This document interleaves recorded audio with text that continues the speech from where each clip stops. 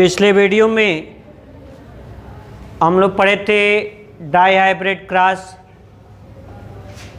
और स्वतंत्र अवयवन का नियम।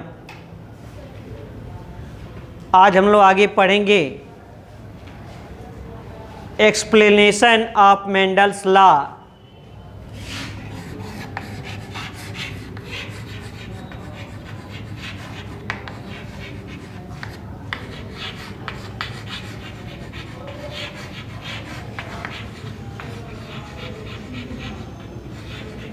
On the basis of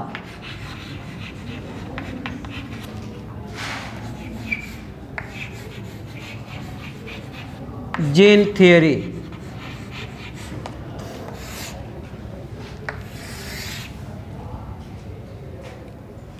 कि जीनवाद के आधार पर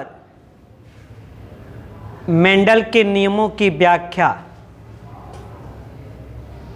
तो मेंडल के अनुसार जो है, जो शुद्ध लंबेपन का गुण है वह एक विशिष्ट संरचना के कारण होता है जिसे मेंडल ने कारक कहा था। और बाद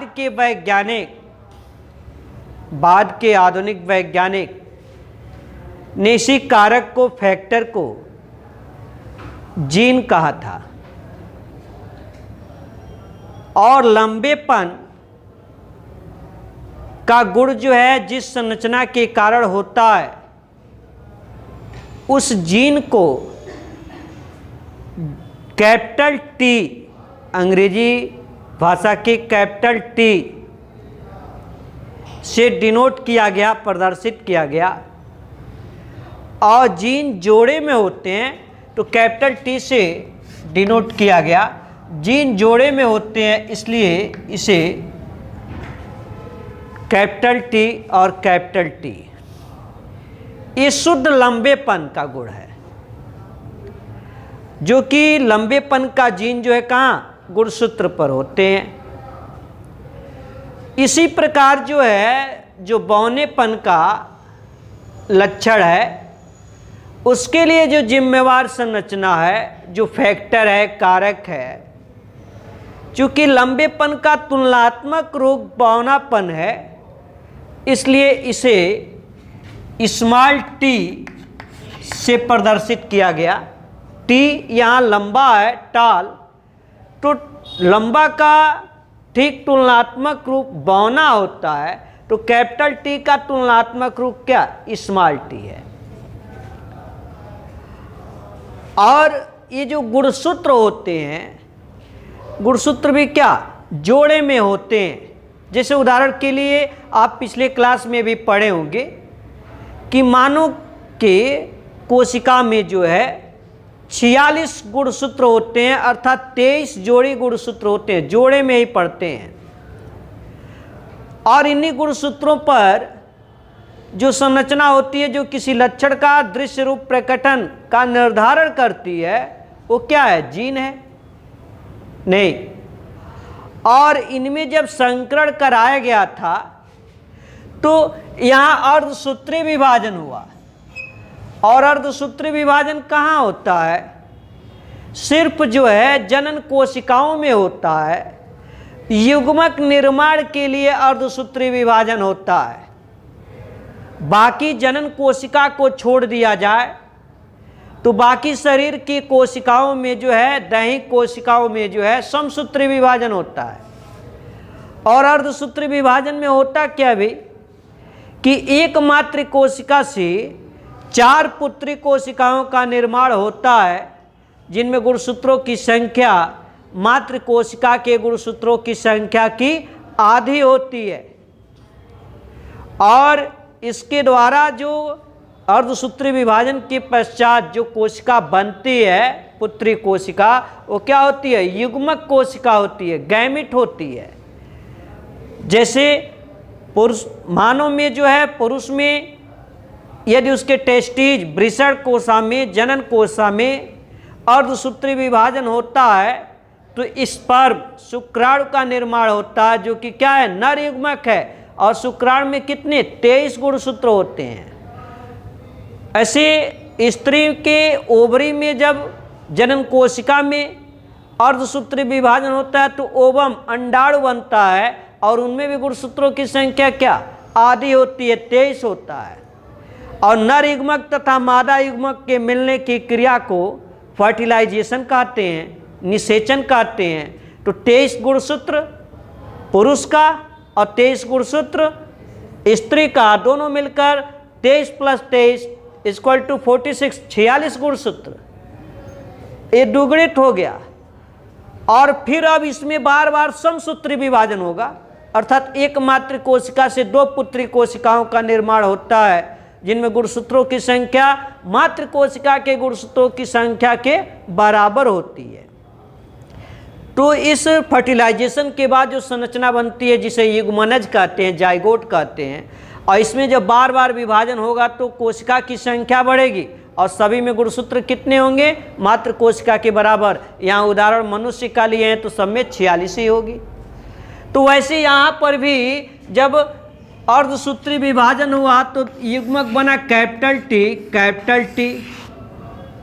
ये दोनों क्या हैं, जीन है नहीं, जो कि जोड़े में होते हैं, गुणसूत्र पर निहित होते हैं। गुणसूत्र का वह छोटा से छोटा खंड या कह लें कि डीएनए का वह छोटा से छोटा खंड जिन पर आनुवांशिक कूट निहित होता है, जो आनुवांशिक लक्षणों को अर्थात लक्षणों को एक पीढ़ी से दूसरी पीढ़ी तक ले जाते हैं, उस खंड को ही क्या कहते हैं, जीन कहते हैं।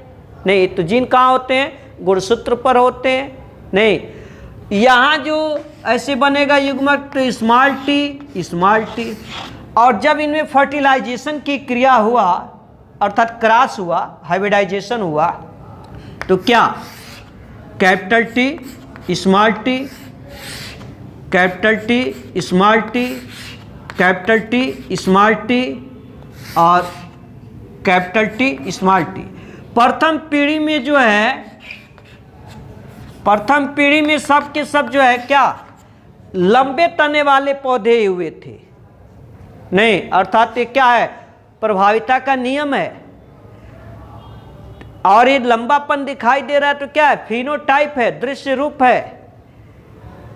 लेकिन जब इनमें सेल्फ पॉलिनेशन होने दिया गया, स्वपरागण होने दिया गया, तो दूसरी पीढ़ी में कौन सा लक्षण जो है दिखाई दिया। दूसरी पीढ़ी में यदि सेल्फ पॉलिनेशन की क्रिया हो रही है तो दूसरी पीढ़ी में हमने पीछे पढ़ा था कि डाई हाइब्रिड क्रॉस, क्या भाई, डाई हाइब्रिड क्रॉस, कि यदि इनमें जो है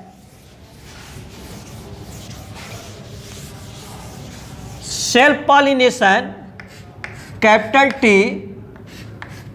टी सेल्फ पॉलिनेशन क्रिया हुआ तो capital T small T, capital T small T. तो सेल्फ पॉलिनेशन हुआ, स्वपरागण हुआ, उन बीजों को बोया गया, उनसे जो पौधे बने उनमें देखा गया कि 75% अर्थात 3 हिस्से बीज से जो पौधे बने वो लंबे तने वाले थे और एक हिस्सा बीज से जो पौधा बना था क्या बौना तना वाला था। तो यदि इस बौने तने वाले पौधे में सेल्फ पॉलिनेशन हो रहा है, स्वपरागण हुआ, इनसे जो बीज बने उन बीजों को बोया गया तो देखा गया कि वो भी सभी पौधे क्या हुए, बौने तने वाले हुए। अर्थात ये क्या है, शुद्ध नस्ली है, शुद्ध नस्ली बौना पौधा है। ठीक है, जैसे यदि स्मॉल टी सेल्फ पॉलिनेशन हो गया तो स्मॉल टी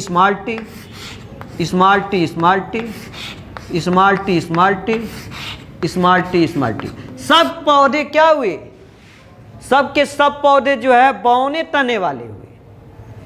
ये जो 3 हिस्सा लंबे तने वाले थे, इनमें से एक हिस्सा, इस 3 हिस्सा 75% में से ये 25% एक हिस्सा पौधे में यदि सेल्फ पॉलिनेशन क्रिया हो रही है, क्या कैपिटल टी, तो यहाँ देखा गया कि अगली पीढ़ी में सब के सब जो है लंबे तने वाले पौधे हुए। अर्थात एक हिस्सा क्या है, शुद्ध नस्ली है, शुद्ध लंबा है। ठीक है, क्योंकि सारे पौधे क्या हुए, लंबे तने वाले प्राप्त हुए। लेकिन ये जो 2 हिस्सा पौधा है या इनमें यदि सेल्फ पॉलिनेशन हुआ तो यही रिजल्ट आएगा? नहीं, 3 संबंधे 1, अर्थात 3 हिस्से पौधे लंबे तने वाले और 1 हिस्सा पौधा बौना तना वाला प्राप्त हुआ। अर्थात ये क्या शुद्ध नस्ली नहीं है, क्योंकि इनके लिए जनक पौधा क्या है, लंबा है, लेकिन संतान में जो है 1 हिस्सा, 3 हिस्सा तो लंबा है लेकिन 1 हिस्सा क्या बौना आ रहा है, अर्थात बौनेपन का भी जीन है। तब इनके जीनोटाइप का अध्ययन किया गया, जीन प्रारूप का अध्ययन किया गया, तो देखा क्या गया कि जो 1 हिस्सा पौधे शुद्ध लंबे हैं, इनका जो जीन है क्या है, समान है। जीन क्या है, समान है। तो समान जीन वाले होमोलोगस समजात जीन है, तो शुद्ध लंबा है। जो शुद्ध बौना दे रहे हैं, इनका भी जीन का अध्ययन किया गया, तो क्या है, ये भी समान है, एक ही समान दोनों जीन है जो जोड़े में है, तो ये भी क्या है, होमोजाइगस है, ये भी शुद्ध बौना है। लेकिन ये जो 2 हिस्सा 50% जिनसे 3 संबंधे 1 के अनुपात में पुनः प्राप्त हो रहा है, इनके जीन का अध्ययन किया गया, तो देखा गया इनका दोनों जो जोड़े में जीन है एक दूसरे के समान नहीं है, एक दूसरे के समान नहीं, अर्थात क्या है, हेट्रोजाइगस हैं। हेट्रोजाइगस है मतलब विषम युग्मजी हैं, अर्थात ये शुद्ध लंबा नहीं है। लंबा इसलिए दिखाई दे रहा है कि इस स्मॉल टी पर बौनेपन पर जो है क्या, कैपिटल टी डोमिनेंट है, प्रभावी है, इसलिए कैपिटल टी का लक्षण दृश्य रूप प्रकटन हो रहा है। फिनोटाइप में कैपिटल टी अर्थात लंबेपन दिखाई दे रहा है, लेकिन जीनोटाइप इनका समान नहीं है, जीन प्रारूप समान नहीं है, इसलिए क्या है, ये हाइब्रिड है, संकर नस्ल का है नहीं। तो इस प्रकार से मेंडल के नियमों की जो है ये जीन की उपस्थिति के आधार पर जो है क्या, ये व्याख्या रहा। ठीक है, इसके आगे का जो है अगले वीडियो में हम लोग पढ़ेंगे।